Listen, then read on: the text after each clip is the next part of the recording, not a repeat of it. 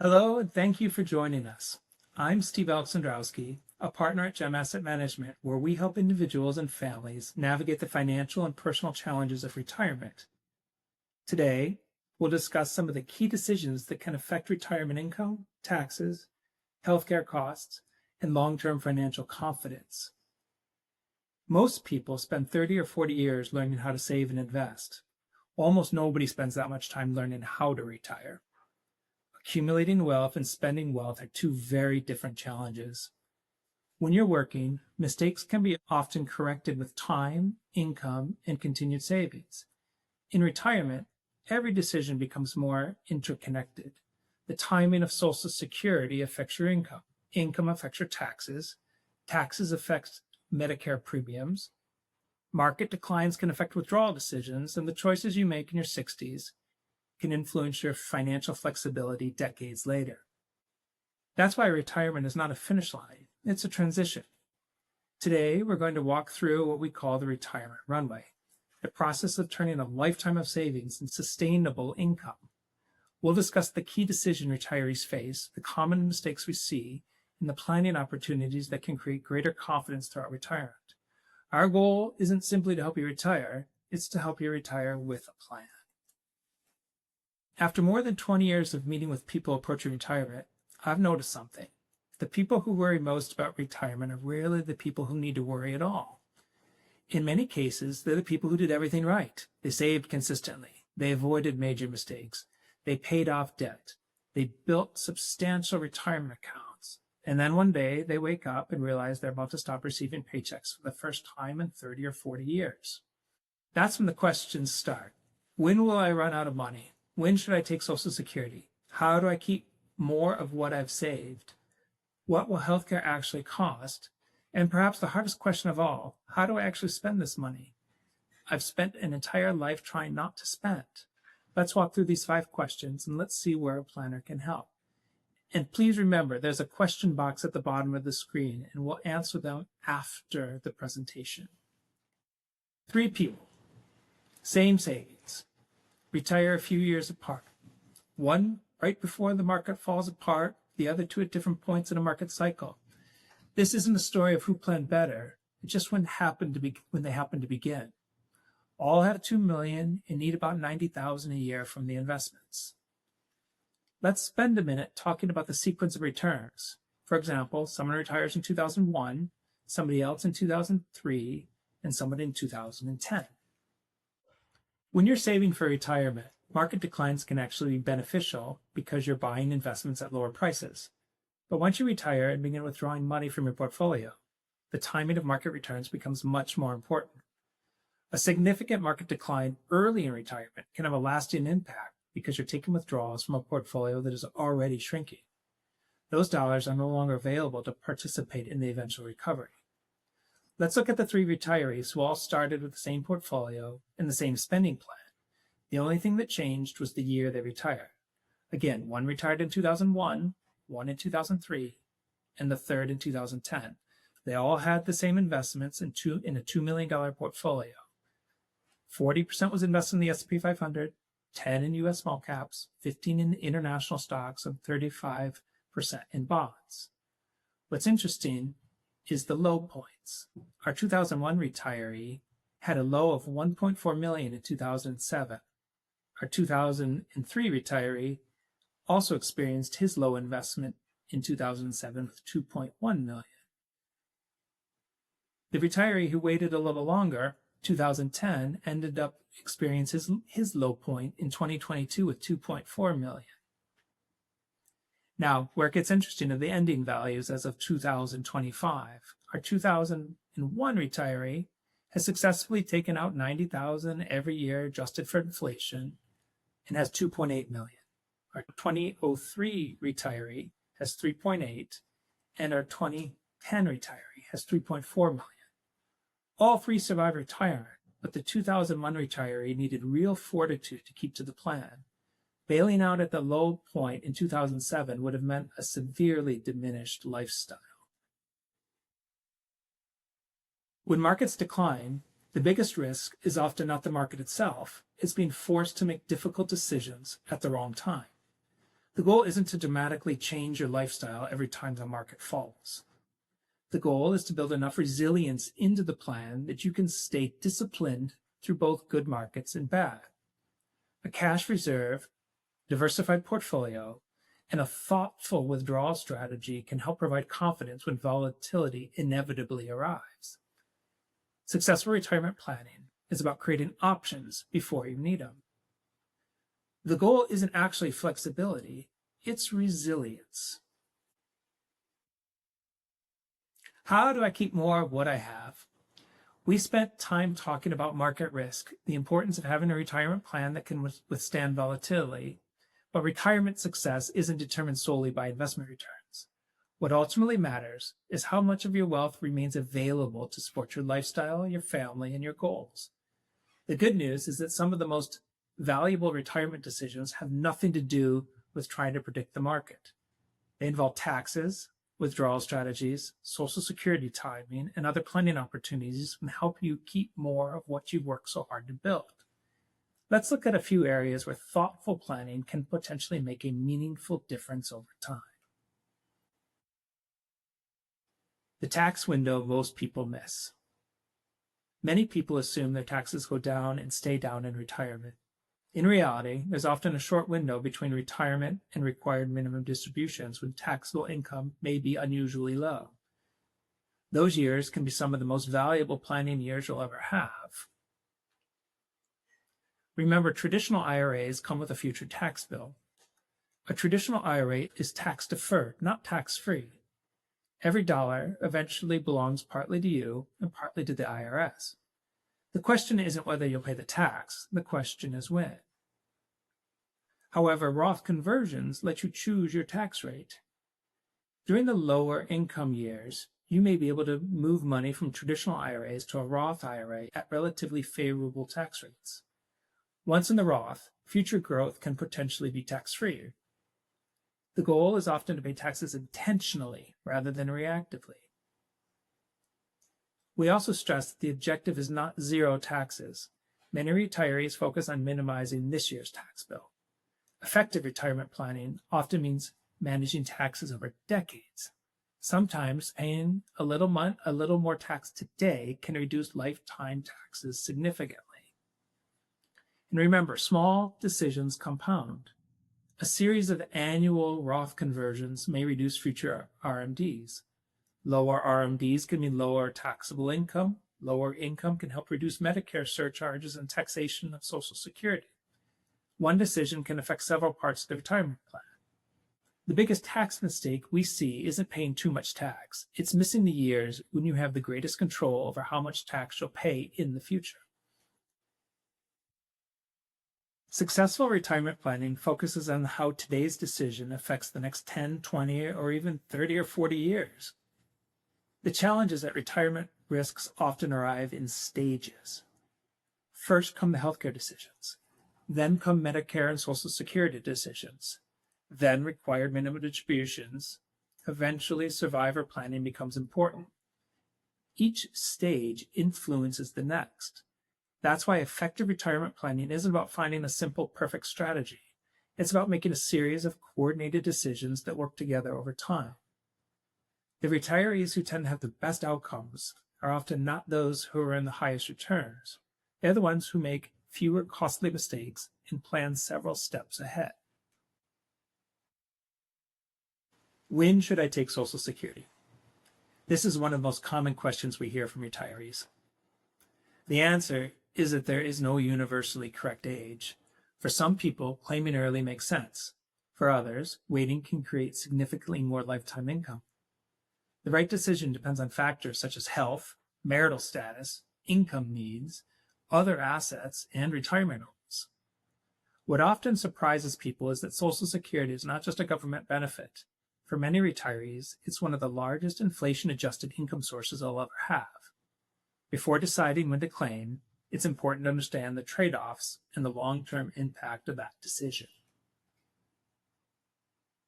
The case for waiting to claim Social Security benefits. One reason many retirees choose to wait is that Social Security benefits increase for each year you delay claiming between full retirement and age 70. In effect, You're purchasing a larger guaranteed inflation-adjusted income stream for the rest of your life. For married couples, the decision can even be more important because the higher benefit often becomes the survivor benefit if one spouse passes away. Of course, waiting isn't right for everyone. Health, income needs, and family circumstances all matter. But for retirees who have the flexibility to wait, delaying Social Security can be one of the most effective ways to increase guaranteed retirement income. What about Social Security's future? The good news is that Social Security is generally considered politically untouchable for most retirees. More than 70 million Americans receive benefits, and older Americans vote at higher rates than almost any other demographic. Reducing benefits for current retirees is generally considered politically difficult. Even if the trust fund is depleting, benefits do not go to zero. Social Security is primarily funded by ongoing payroll taxes. Current projections suggest that if no legislative changes occur, payroll tax revenue would still be sufficient to pay a substantial majority of promised benefits. Congress has acted before and can act again. In 1983, lawmakers made significant changes to strengthen Social Security, including raising the retirement age and increasing payroll taxes. Similar reforms remain available today. Most proposed reforms focus on future retirees, not current beneficiaries. Common proposals include raising the wage cap, increasing taxes on high earners, or gradually changing benefits for younger workers rather than reducing payments for people already receiving benefits. Social Security remains one of the strongest lifetime income guarantees available. Benefits are backed by the U.S. government's taxing authority and include inflation adjustments, making Social Security one of the few sources of income designed specifically to provide purchasing power throughout retirement. The question is not whether Social Security will exist. The more relevant question is what form future reforms will take. For today's retirees and near retirees, the risk is generally lower than the headlines suggest. What will healthcare actually cost me? There is no such thing as an average retiree. You'll often see headlines claiming retirees need a certain amount for healthcare. Those averages can be misleading. Your actual costs depend on income, retirement age, coverage choices, location, and health status. But it's important to remember that Medicare isn't free. Medicare helps significantly, but retirees still face premiums, deductibles, copays, prescriptions, dental, vision, and potentially long-term care expenses. Understanding those costs in advance can prevent unpleasant surprises. Income also affects healthcare costs. Many retirees are further surprised to learn that higher income can increase Medicare premiums through IRMA. Roth conversions, large capital gains, and IRA withdrawals can have healthcare cost implications years later. Remember, too, your early retirement decisions matter. The years between retirement and age 75 often present unique planning opportunities.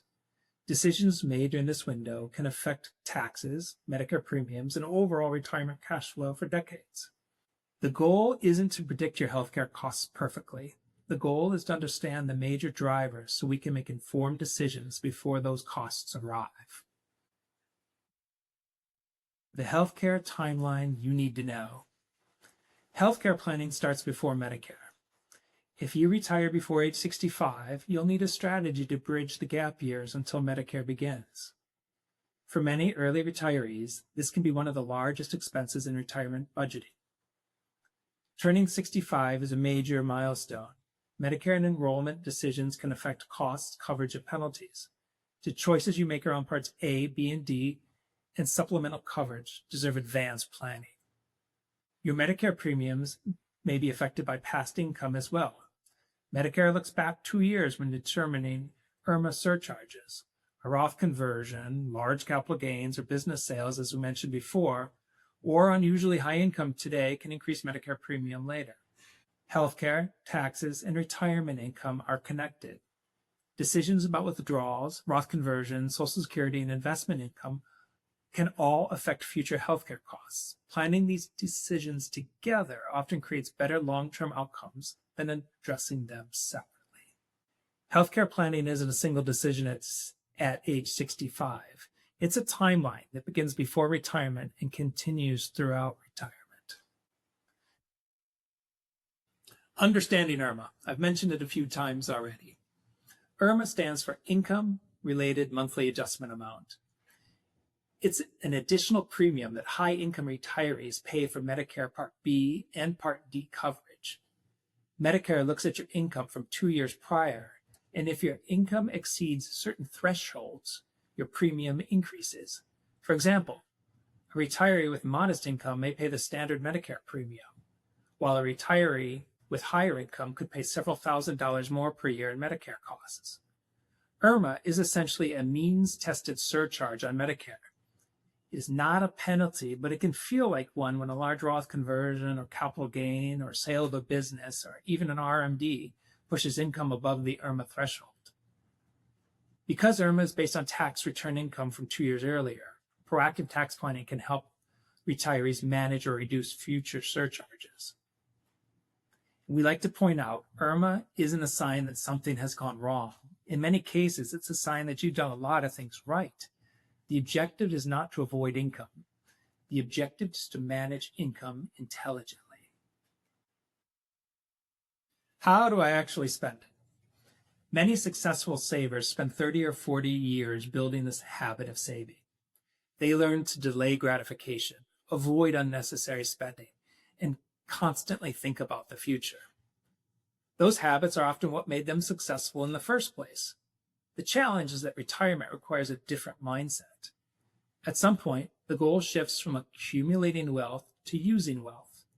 For many retirees, the hardest question isn't, will I have enough? It's, can I allow myself to spend what I've already earned? The purpose of a retirement plan isn't simply to preserve assets forever.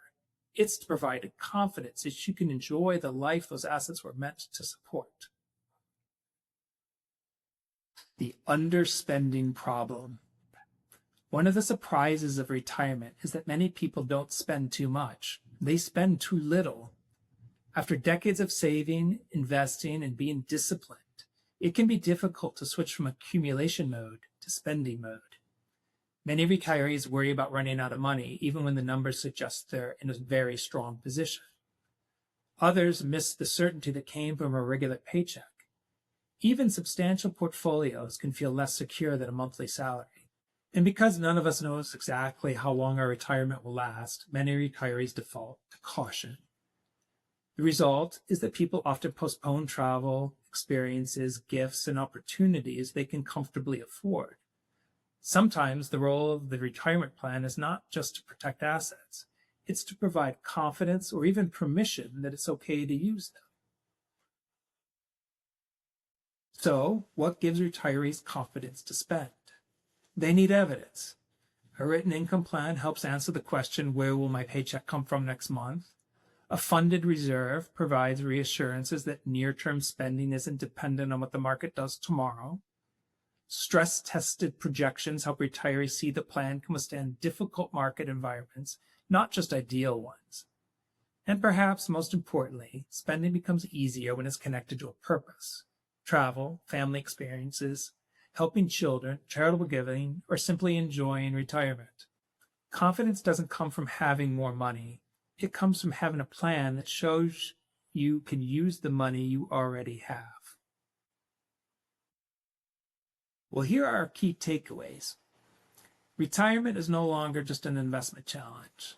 It's a planning challenge.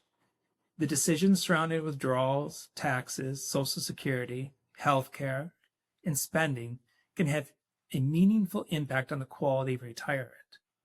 The good news is that many of the most important retirement risks are manageable with thoughtful planning. You don't need perfect market timing. You don't need perfect returns. You do need a plan that helps you navigate uncertainty with confidence. Our goal is to help clients protect what they built, make informed decisions, and ultimately enjoy the freedom their wealth was intended to provide.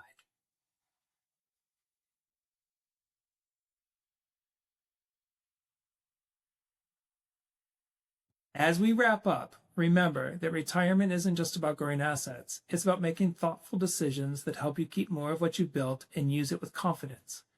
While none of us control the markets, we can control many of the decisions that shape retirement outcomes. That's where planning can make a meaningful difference. Thank you for joining us today. We'd be happy to take your questions.